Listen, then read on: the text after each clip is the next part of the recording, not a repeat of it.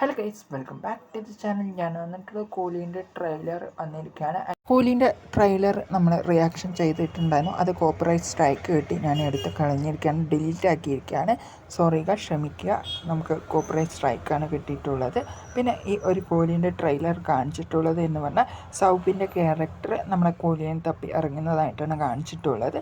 സൗബിന് കൊടുത്തിട്ടുള്ള character villain ക്യാരക്ടറാണ്. കിടിലനായിട്ട് ചെയ്തിട്ട് പോയിട്ടുണ്ട്.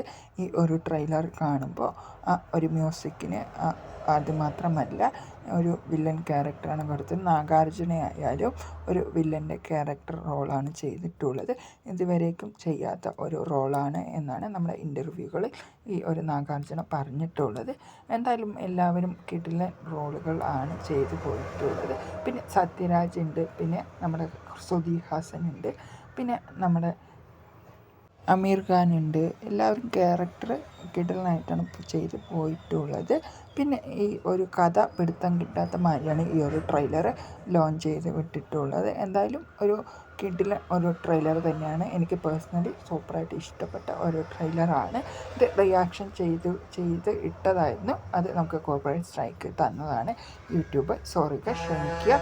നമ്മൾ 3 മിനിറ്റിൻ്റെ ആ ഒരു വീഡിയോ ഒക്കെ കിടിലനായിട്ട് ചെയ്ത് പോയിട്ടുണ്ടായിരുന്നു. അതെല്ലാം ഡിലീറ്റാക്കി ഇപ്പോൾ പുതിയൊരു വീഡിയോ ആയിട്ട് വന്നിരിക്കുകയാണ്.